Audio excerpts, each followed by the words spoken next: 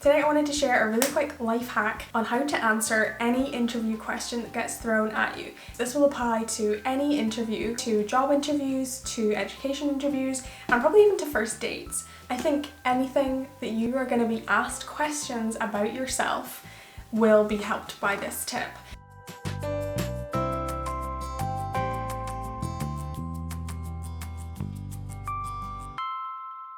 Hey, I'm Emma, and today I wanted to make a super quick video on my top tip for interviews. I think the best way to go about taking interview questions and answering in a really compelling way is to tell a story, don't just make statements. So if you're asked, do you have time management skills? Rather than saying, yes, I have time management skills, you need to paint a picture of that. You need to give a situation, you need to give what you were doing, you need to give an example. So for time management skills, say, I can give the example of when I was an undergrad, I was working in a research lab. I had research to do in the lab and I had to fit that around my classes, and then I had to make as many experiment plans as I could. So I had a diary that I filled in the times of my classes, and then around that I was able to put in my experiment plans.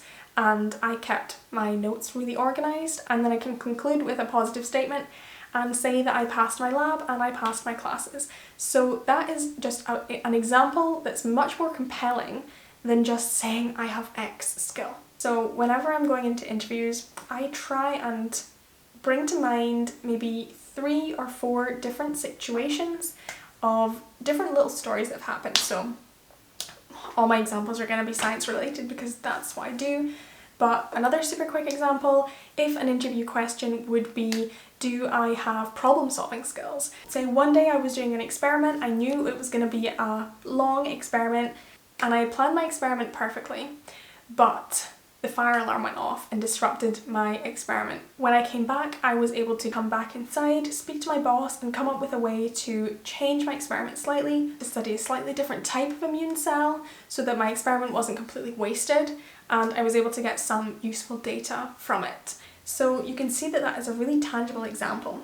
That story, if I take that story of the fire alarm interrupting my experiment, I could say, for example, use that as a question of, do you have good time management skills? Yes, I'm able to plan for long experiments. Do you have good coping mechanisms under stress? Yeah, the fire alarm went off and I was able to rearrange my experiment. Are you good at working in a team? Yes, I was able to speak to my boss and I spoke to the neighbouring lab to borrow reagents for the experiment to succeed.